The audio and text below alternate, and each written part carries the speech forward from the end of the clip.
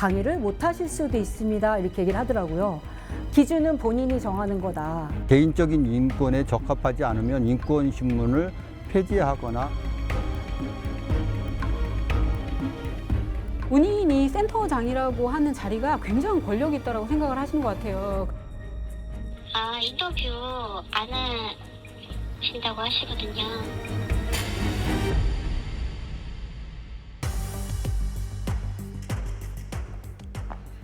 모든 사람은 태어나면서 사람답게 살 권리를 가집니다.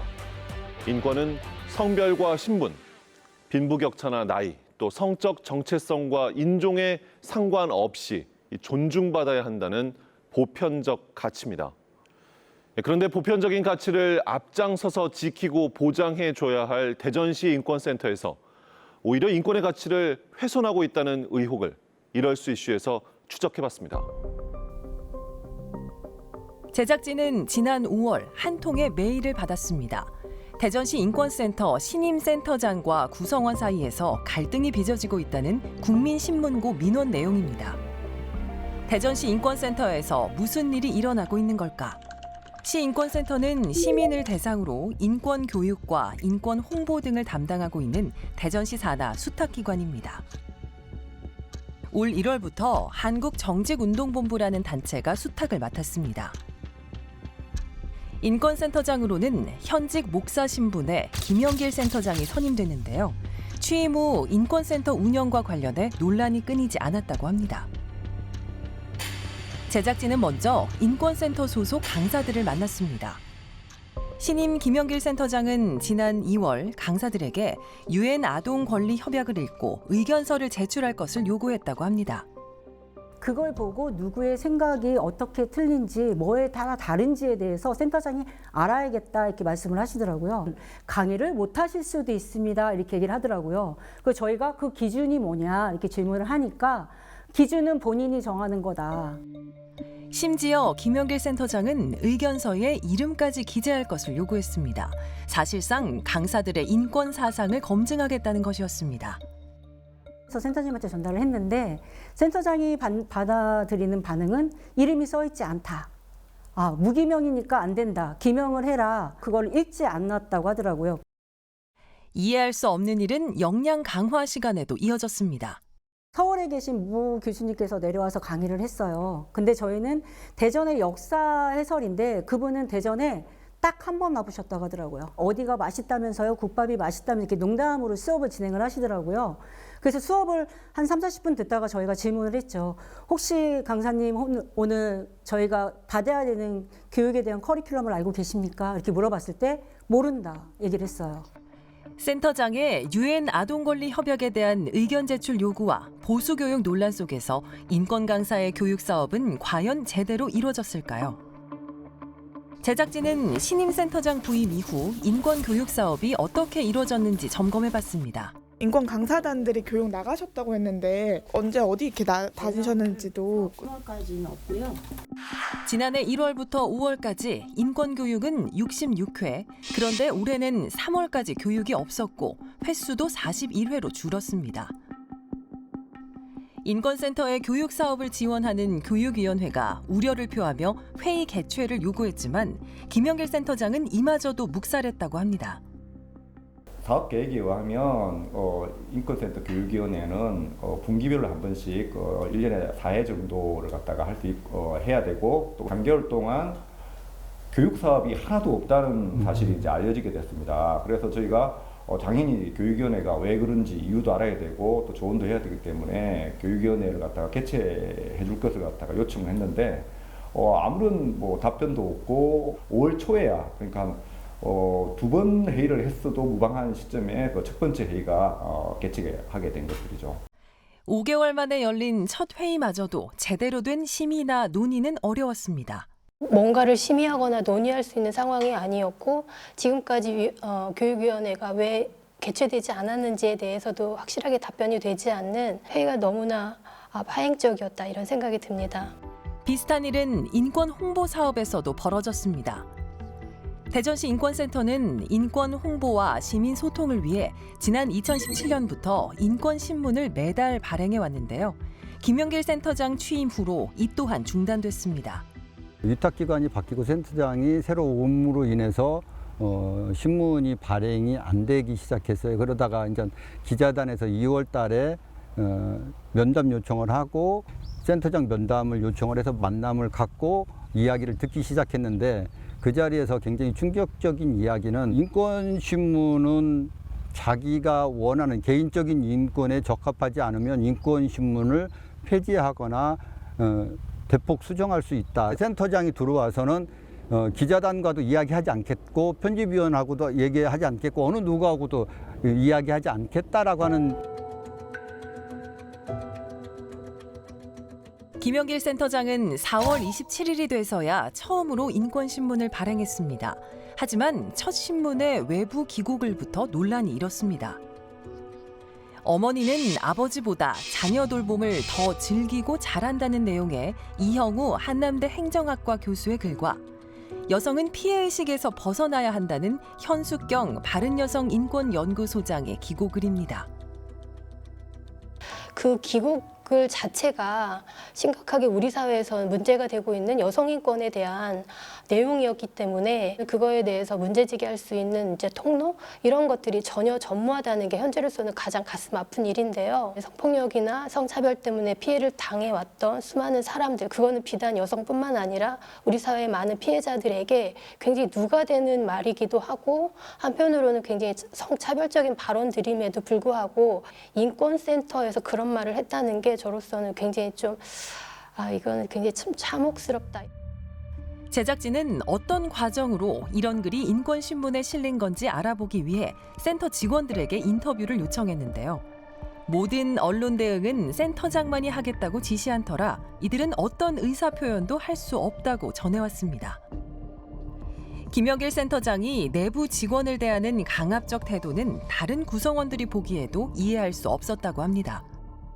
본인이 센터장이라고 하는 자리가 굉장한 권력이 있다고 생각을 하시는 것 같아요. 그래서 직원들한테도 본인 말 잘 들어라, 본인 시키는 대로 해라 이런 식의 말씀을 하시고 심지어는 저희들이 보는 데서도 막 하대를 하시거나 반말을 하시거나 직원을 함부로 대하시는 그런 모습을 보여주셨거든요. 지난 2월 강사단 의견 제출 논란에서 3월 인권교육 신문 발행 중단, 4월 운영위 교육위 미개최까지 제작진은 김영길 센터장에게 직접 인터뷰를 요청했습니다. 먼저 인권 강사단에게 실명으로 유엔 아동 권리 협약 의견서를 제출하도록 한 이유를 물었습니다. 지금 인권의 만능, 인권의 홍수 시대가 좀 돼버린 그런 상태입니다. 아동의 그 놀거리라는 게 있어요. 이 아동의 놀거리 문제가 이게 수업을 안 하고 공부를 안 하고 내가 좀 이렇게 마음 놓고 내가 휴식을 할 수 있는 그런 권리로 이제 아이들이 인식하고 있더라고. 우리 인권 강사들에게 그러면 그 내용에 대해서 한번 잘 업문에 대해서 잘 이렇게 되어지는지 그걸 보고 어떤 느낌이 드느냐 그런 차원에서 제가 이제 인권 강사들을 조금 그걸 확인한 뒤에 내보내겠다 그런 차원에서 이제 갈등이 있었고요. 또 여성과 남성의 성 역할을 규정한 외부 기고글 논란에 대해 어떻게 보고 있을까? 제일 첫 번째가 그 여성의 그 인권에 관련돼서 저희 그 기고문 중에 하나가 이런 내용이 있었어요. 여성이 남성보다 아이를 잘 본다. 물론 그 교수님의 의견이지만은 저도 그 교수님의 의견에 일부를 좀 동의를 하는 편이거든요. 매월 발행하던 인권신문이 중단된 이유도 물었습니다. 인권신문에 대한 것보다는 요새 SNS 많이 활동하고 두 번째는 예산이 반으로 줄어들었고. 그럼 SNS 홍보 활동 시작하셨나요? 네? SNS를 활용하시겠다고 하셨는데 네. 시작하셨는데 네. 어떤 거 하고 계세요? 지금 뭐 주기적으로 매월 단위 같은 경우에는 그 월 단위로 이런 어떤 활동을 합니다. 인권의 어떤 것입니다라고 해가지고 이제 매월 단위로 계속 나가고 있죠. 우리 인권 센터에 그 홍보 활동, SNS 활동이 나오고 있습니다. 어떤 SNS? 근데 페이스북도 나오고 있고요. 그다음 우리 인권 센터 그 자체적으로 거기에서 종이 신문 대신 온라인 홍보에 집중했다는 건데요. 하지만 제작진이 확인한 결과 올해 인권센터 누리집의 게시글은 단 2건, 조회수도 3회와 13회뿐이었습니다. 사회 관계망 서비스는 어땠을까요? 제작진이 직접 찾아본 결과 게시글은 비정기적으로 올라와 있었고 댓글과 반응도 거의 없었습니다. 또 다른 소통망은 아예 계정도 찾을 수가 없었습니다. 또 센터장은 예산이 삭감돼 신문 발행을 중단했다고 말했지만 기자단 운영 예산은 소폭 감소했을 뿐 지난해와 거의 같은 수준이었습니다. 지금 위원회라든가 이런 부분에서 제대로 이렇게 운영하고 있지 못하다라고 하는 것은 위탁 사무에 대한 근본적인 집행이 이루어지고 있지 못하다는 반증이거든요. 어떻게 보면 공직에서 당연히 해야 할 일들인데 그것이 위탁됨으로 인해서 오히려 업무가 진행되고 있지 못하다라고 하는 것이 현재 가장 큰 문제점이라고 보는 것이고, 제대로 집행하지 못했다라고 한다면 위탁으로서의 그 직무의 역할을 상실했다라고 볼 수가 있는 거거든요. 대전시 입장에서는 지도감독이라고 하는 권한을 충분히 발휘해야 된다라고 보고. 인터뷰 안 하신다고 하시거든요. 자료를 드리기는 어려울 것 같은데요. 사업 진행 안 이루어지고 있는 부분에서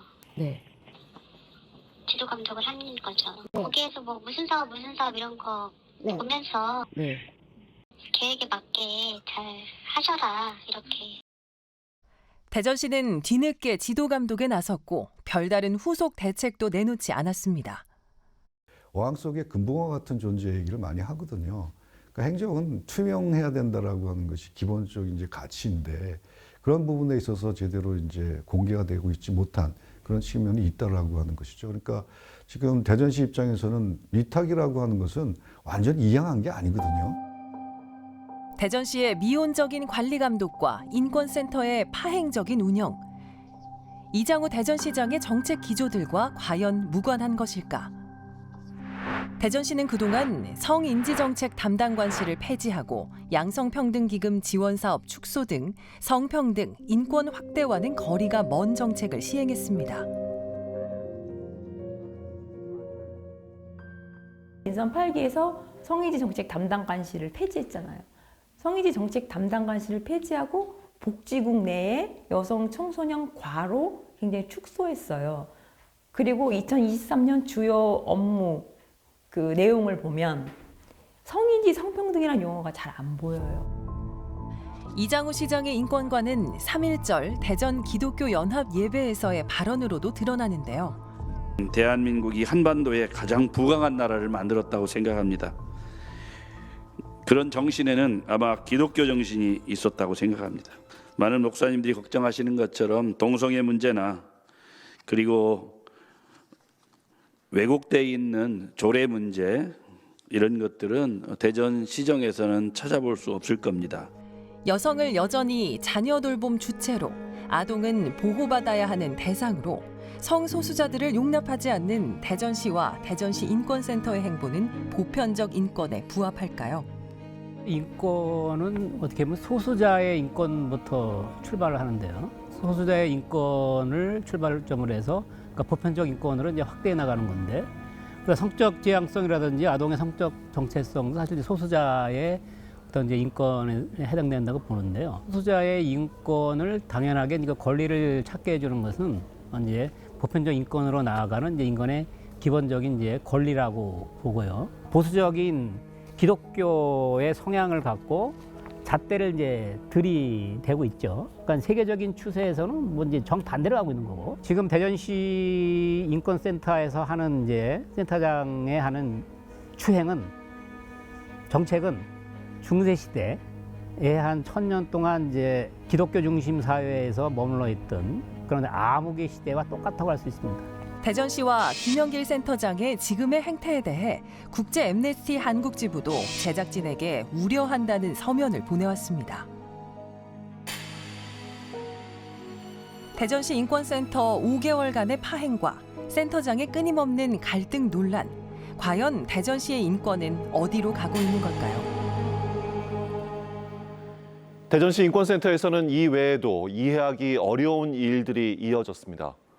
신임 센터장은 멀쩡히 일해오던 사무처장을 하루아침에 행정 업무에서 배제시켰고, 한 직원에게는 유엔 아동권리협약 영어 원서를 직접 해석해 오라고 시켰으며 성차별 기고로 논란이 된 교수를 동의 없이 이 교육위원회 위원으로 데리고 왔습니다. 대전시 수탁 조례에 따르면 시는 인권센터의 지휘와 감독 그리고 책임의 권한을 갖습니다. 대전시는 수탁기관이 전문성을 갖추고 목적에 맞게 운영되도록 명확한 권한 행사와 필요한 조치를 취해야 할 것입니다.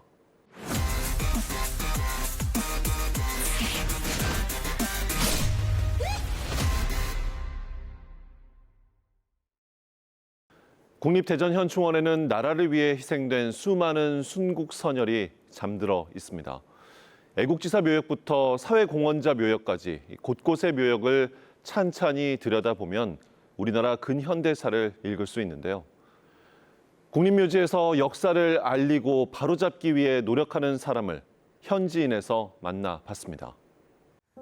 우리 근현대사 중에서 제일 왜곡된 것이 친일파 청산을 하지 못했다는 점이죠. 1949년 초대 국제에 설치했던 반민특위를 이승만 대통령이 강제 해산시킴으로 인해서 우리 민족의 염원이었던 그 반민족 행위자 했던 사람들이 그대로 권력을 이어받게 되는 그런 결과를 초래해서 대한민국의 현대사가 아주 일그러지고 왜곡됐다고 그렇게 판단하고 있습니다. 우리 역사의 왜곡된 부분을 바로잡고자 시민단체에서 활동하고 있는 민족문제연구소 대전지역위원회 위원장 홍경표입니다.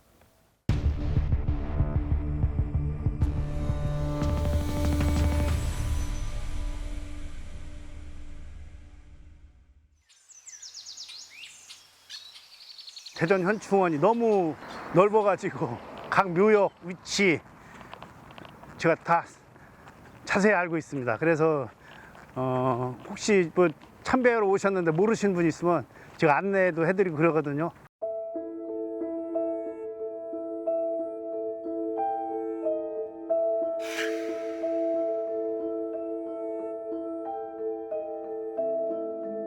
여기 현충원에는 국가적으로 공헌을 많이 하셔가지고 국민들한테 추앙받아야 될 그런 분들이 계셔야 함에도 불구하고 그렇지 못한 분들이 중간중간에 섞여 있어요.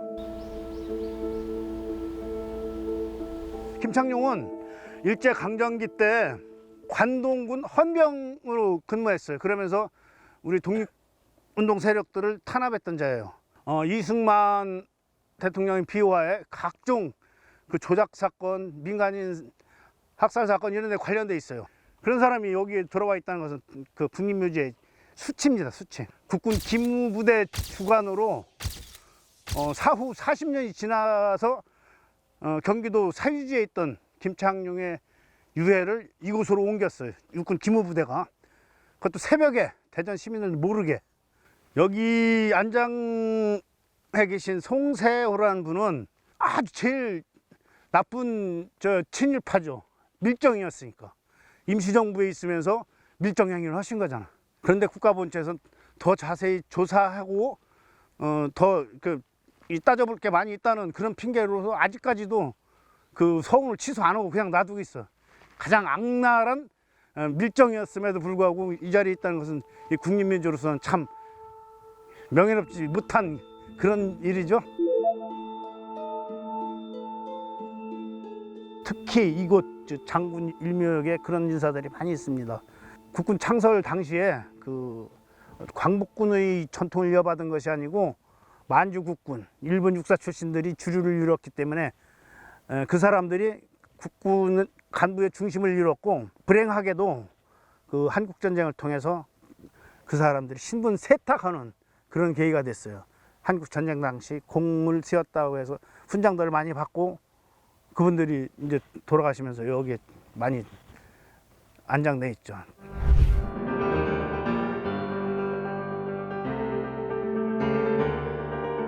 대전현충원에는 친일행위자 37명을 비롯한 부적격자 73명이 지금 안장돼 있거든요. 국립묘지에 안장될 수 있는 자격이 너무 많다 보니까 친일 행적이 있더라도 여기 못 오게 막을 수 있는 근거가 없어요. 군사반란에 가담했던 자들, 이런 자들은 국립묘지에는 사실 적절하지 않은 사람들이잖아요. 국립묘지에 오지 못하도 그런 조항을 개정을 할 때 거의 반영하자 그런 얘기입니다. 매년 해마다 하는데 올해는 특히 이제 홍범도 장군 기념사업회에서 같이 하는 걸로. 숭고하게 나라를 위해서 또는 민족을 위해서 희생되신 분들이 묻히셔야 되는데도 불구하고 정말 이렇게 학살 가담자라든지 군사 반란자들이라든지 이것에 묻혀서는 안 될 분들이 묻혀 계시기 때문에 저희들이 시민들에게 알리고 또 국립묘지법 개정을 통해서 하루빨리 그 취지와 의의에 맞게 진행됐으면 해서 진행을 하고 있습니다. 모으기가 쉽지가 않아서 조상 묘지에 대해서는 좀 거의 뭐 신성시하는 이런 게 있잖아요. 여기 안장돼 있다가 이장하거나 이럴 경우가 생기면은 되게 수치스럽게 생각하고 그래서 극렬히 저항하는 거예요. 그분들이. 그리고 현 법 체제 하에서는 서운이 취소됐다 할지라도 유족들이 동의하지 않으면 그냥 여기 있게 되는 그런 결과를 초래하고 있습니다. 장군묘역, 독립유공자묘역은 8평, 사병묘역은 1평. 이렇게 불평등한 것도 죽어서도 겪고 있는 게 우리 지금 현실이잖아요. 다행히 이제 그 앞으로는 묘역은 그렇게 한다고 하는데 안장 방식도 매장 방식으로 하지 말고 위패로 모시는 방법이 어떨까 그런 생각입니다. 국립묘지에 안장할 수 있는 그 대상을 좀 줄여가지고 진짜 영예로운 그런 국립묘지로 우리가 그 운영해야 될 텐데. 대전 지역의 대표적인 독립운동가로 알려졌던 사람이 알고 보니 동명이인의 공적을 사칭해온 것으로 드러났습니다. 대전 지역의 유력 인사가 독립유공자 후손이라고 유족 등록을 통해서 약 10억 정도의 유족 보상금을 받아왔는데 그분이 가짜 유족이라는 사실을 퇴직한 첫 해에 조사 활동을 해가지고 밝혀내서 구청의 협조와 시청의 협조를 받아가지고 허위로 조작돼 있던 그 기념물, 어떤 공적 뭐 이런 건 전부 제거됐어요. 그래서 보람을 느낍니다. 그 일로 인해서.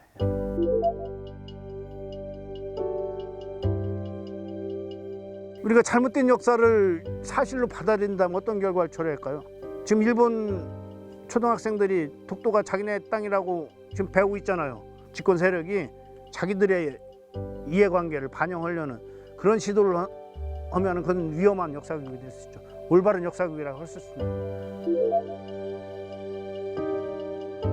친일 문제를 얘기하면은 언제적 얘기를 이제까지 하고 있냐 뭐 이런 반응들이 많아요. 그러나 과거 그 독일 지배를 받았던 프랑스가 3년 몇 개월에 4년도 채 안 되는 기간에 독일에 협조했던 4만 명 이상이 처벌을 받았어요. 그러나 우리 대한민국은 36년이라는 오랜 기간 동안 그 일제 강점기 지배를 받았음에도 불구하고 한 사람도 처벌하지 못했어요. 이게 너무나 비극적이죠. 하루빨리 그 문제를 정리하지 않고선 우리 역사가 한 발짝도 더 앞으로 나가기 어려운 그런 상황입니다.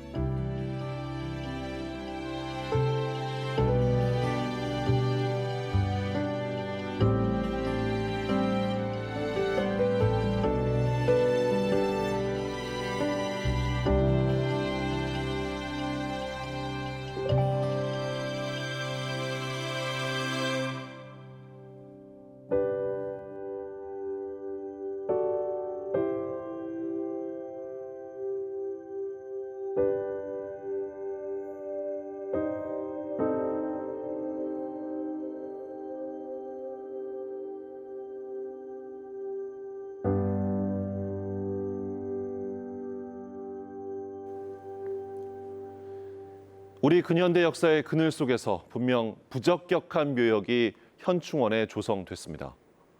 이를 바로잡기 위한 국립묘지법 개정 운동이 20년 넘도록 진행되고 있지만 관련 법안 개정은 계속 표류 중인데요. 숭고하게 희생된 순국선열의 고귀한 뜻에 누가 되지 않도록 국립묘지법이 하루빨리 개정되길 바랍니다.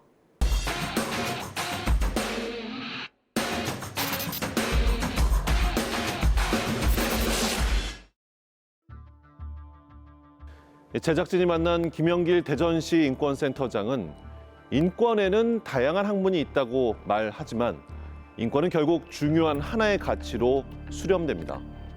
타인을 있는 그대로 인정하고 존중하는 것이죠. 인간은 그 자체로 존엄하므로 누구도 타인의 권리를 침해해서는 안 됩니다. 이 바른 인권을 가르친다면서 아동 인권에 대한 일부 종교적, 개인적 견해를 강요하고 평등한 인권을 정립한다면서 사회적 소수자를 차별하는 모습. 과연 바른 인권, 정직한 인권과 부합하는지 의문입니다. 타인의 인권을 침해할 권리는 또 타인의 인권을 평가할 권리는 인권센터장에게도 대전시장에게도 이 땅의 그 누구에게도 없습니다. 시사인 대서남 여기서 마치겠습니다.